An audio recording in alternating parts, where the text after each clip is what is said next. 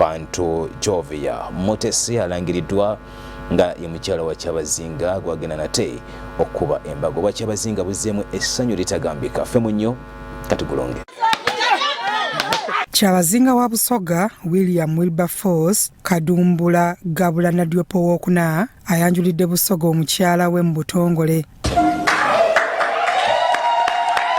Omukyala ayanjuddwa ye Jovia Mutesi era ng'omukolo gw'okugatta abaagalana babiri gwa kubeerawo ku lunaku olw'omukaaga ng'ennaku z'omwezi 18 omwezi ogwa Novemba omwaka 2023 ku lutikko emanyiddwa nga Christ Cathedral Bugembe.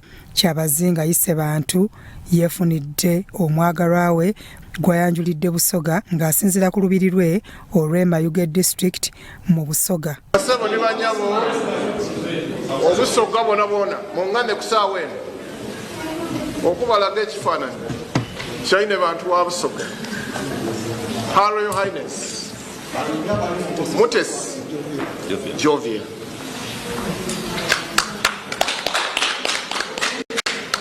Ndikwenda mu butongole okwandulira ensi yona yona ni Busoga nti Busoga efunye ine bantu. Her Royalness owa Busoga, Her Royal Highness Mutesi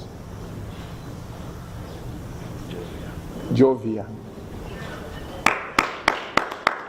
Her Royal Highness Mutesi Jovia family ye emutuwaire officially olunaku olwaleero libaire saawa nga 7 ow'ekitiibwa Mafumo akulembeire emikolo gino era emikolo gy'obuwangwa egikolebwa mu maka gikoleibwa. Ndikwenda okwebaza family etuzaalira ine bantu wa Busoga. Twayenda okwebaza family etuzaalira ise bantu wa Busoga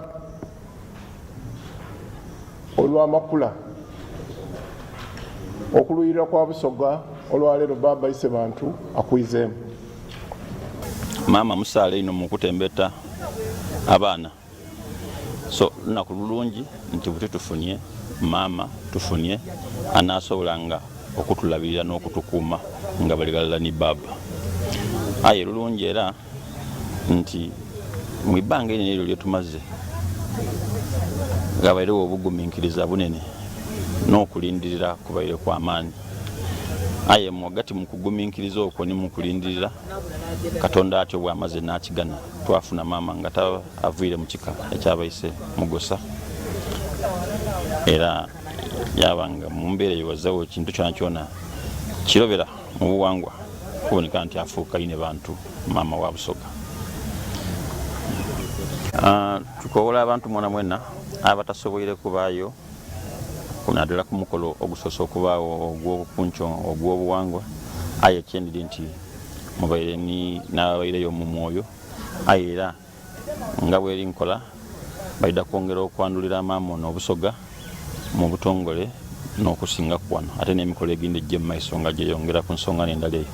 So tuli kubakowoola nti twidde mu bungi ennaku z'omwezi nga 13 wale enamungalwe ku kitebe ekyeisaza ly'ekigulu nga iseife adaguza. Kyabazinga William Wilberforce Kadumbula Gabula na Diopo wokuna yazaliwa mu district ye Kamulinga ennaku z'omwezi 1988 nga ayina emyaka 34 nga kitaawe ye Wilson Gabula Nadiope, maama we ye Josephine Nadiope nga yatuuzibwa ku Namulondo y'abajjajjabe ng'ennaku z'omwezi 14 Septemba omwaka 2014. Tusobola kumutagula mu kitagulu.